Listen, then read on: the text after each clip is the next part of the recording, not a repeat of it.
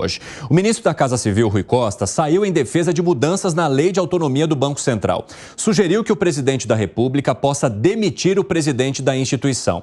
Hoje, a lei diz que o presidente da República pode encaminhar ao Senado um pedido de exoneração antecipada do presidente do Banco Central em caso de descumprimento de suas obrigações. Essa declaração foi feita durante um almoço organizado pela Frente Parlamentar do Empreendedorismo. O presidente do Banco Central está sendo bastante pressionado e isso não é mistério para ninguém. Agora, uma vontade de se retirar esse presidente, de se demitir ou de se usar alguma ferramenta que possa favorecer isso, de que forma que você avalia? Engane. Vão em frente, façam isso para ver o que acontece. O que acontece? Amanhã, juros futuros explodem, bolsa desaba, as expectativas econômicas se deterioram, porque você não vai controlar as expectativas do mercado. A independência do Banco Central foi uma grande conquista da sociedade brasileira ainda lá no governo Bolsonaro, aprovada no governo Bolsonaro em 2020. Os países que têm mais controle da inflação têm independência do Banco Central. Sabe por quê, Evandro? Porque o Banco Central ele passa a agir tecnicamente para controlar a inflação e não sofrer pressões políticas. Imagine agora um Banco Central que não fosse independente. Seria populismo puro. A taxa de juros estaria lá embaixo e a inflação nas alturas. E Pérdio, você acha que Lula compraria essa briga? De forma alguma. Por mais que ele seja crítico à atuação do presidente do Banco Central e principalmente as taxas de juros, ele também sabe que, imagina com bolsa 120 mil pontos, valorização de quase 10% desde que ele tomou posse. Dólar a 4,77, 48 centavos abaixo do nível em que estava quando ele tomou posse. Imagina se esse seja o momento para entrar nesse tipo de briga. Então, para que o Rui Costa fala um negócio desse? Talvez porque ele seja o Rui Costa. E o que é ser Rui Costa? Alguém que não tem condição de estar lá. É um ministro muito ruim. Né?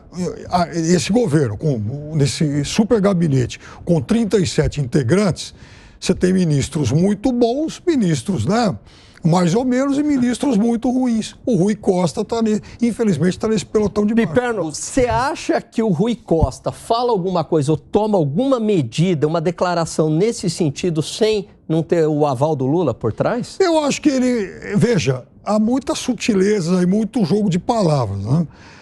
O Lula pode ter liberado o Rui Costa para fazer alguma crítica ao Banco Central. É normal, o Lula faz isso toda hora. Agora, daí a dizer, olha, o Senado tem que tirar o Rui Costa, vai um caminho muito grande. Eu acho que o Rui Costa, ele só...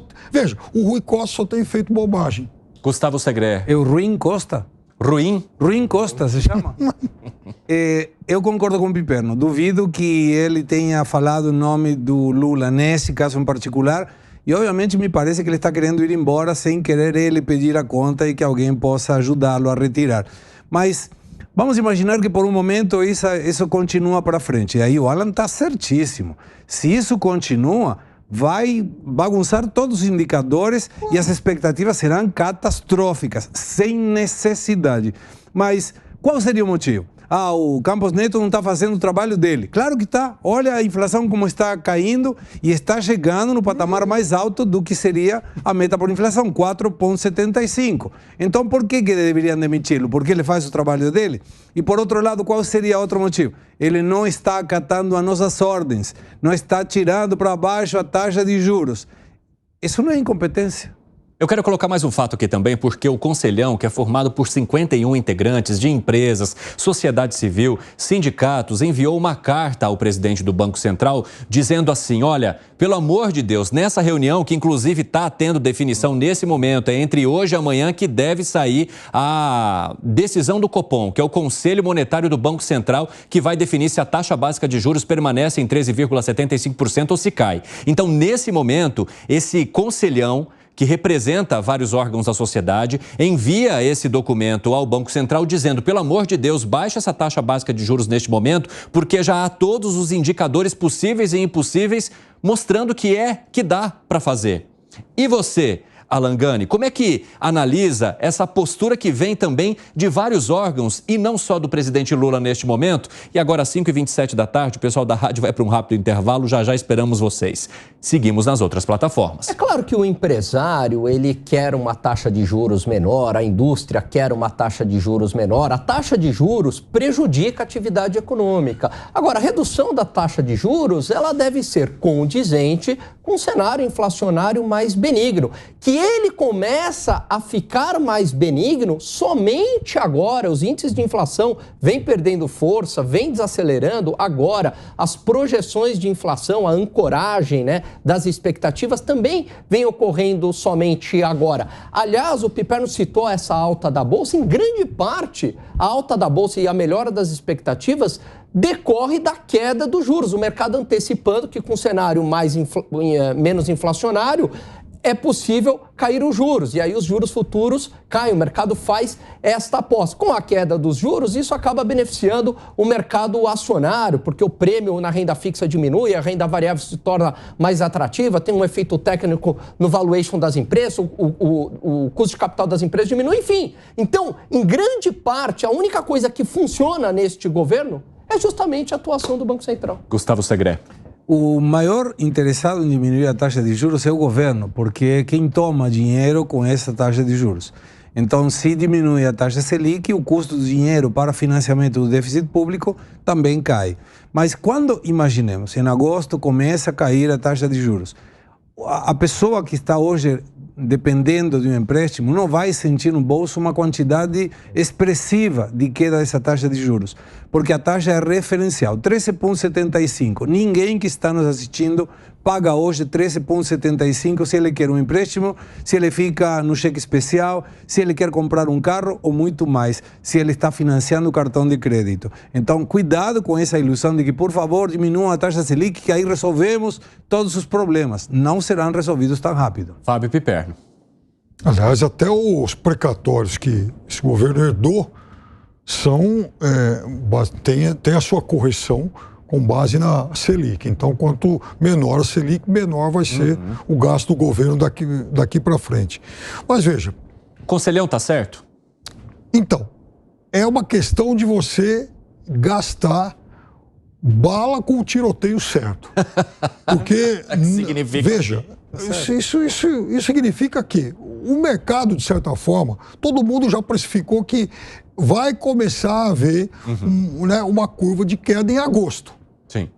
Daria para começar agora? É óbvio que sim, como daria para ter ocorrido, aliás, já em março.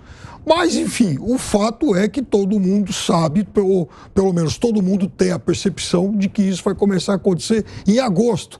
Não vai acontecer agora. Então, não adianta também pressionar agora, porque o Banco Central não vai fazer isso. Aliás, Piperno, seria um tiro no pé do próprio governo. Porque se o Banco Central reduz a taxa de juros agora, qual é a leitura do mercado? O Banco Central está sofrendo pressão política. E aí, a partir daí, a política monetária perde a credibilidade. Claro. Aí não. Claro, Piperno. Porque é o seguinte, o governo... Você não controla a expectativa das pessoas. O governo pressiona o Banco Central e o Banco Central resistiu desde o primeiro dia. Então fazer agora ou fazer em agosto mas não é mais um sinal de fraqueza, é sinal de que, veja, do ponto de vista técnico, ela não há mais nenhum motivo para a taxa estar lá em cima. Como é que a taxa básica de juros vai ser mais de 200% a inflação? A inflação só está sendo controlada diante dessa política monetária contracionista e que vai começar a cair em agosto. Essa política monetária contracionista, nesse momento, ela é inclusive tecnicamente muito ruim. Ela faz com que a taxa básica de juros seja mais de 200%. Os 9 diretores lá do Banco Central, todo mundo com PhD, tá todo mundo maluco?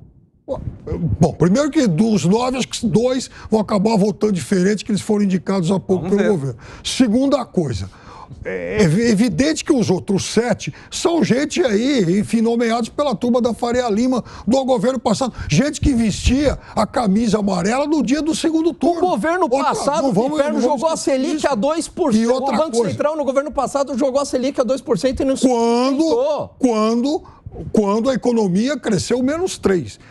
menos 3,9. E não se sustentou. E veja, e tem mais uma coisa que é fundamental. Repetindo pela enésima vez, a taxa não caiu somente por conta dessa política contracionista. A política contracionista não tem nada a ver com queda de preço internacional do petróleo, da soja, do milho. Tudo isso impacta diretamente. Mas pegando o índice de inflação, você tem inflação de serviços, tem inflação de bens industriais, isso é demanda, não é só de oferta, Piper. Ô, Segré, o que você quer arrematar? Vamos lá, porque você ficou no meio do tiroteio. Eu respeito e escuto e aprendo. Não foi atingido, mas eu quero te ouvir. Quando a taxa de juros deveria baixar, e provavelmente poderia eventualmente, vamos supor, um milagre poderia estar nesse momento sendo cotado para baixar. Ninguém de nós pensa sequer a possibilidade de que vai baixar, porque 51 pessoas do Conselhão mandaram uma carta para o Banco Central. E isso, ao contrário, é contraproducente, porque se fossem as condições estar feitas, se reúna com o presidente do Banco Central e manifeste, explique, justifique, argumente, mas não mande uma carta, porque se eventualmente alguém do Banco Central tivesse a ideia de baixar a taxa de juros, ele agora está condicionado, porque poderia ser dito que baixou pela pressão que sofreu à toa.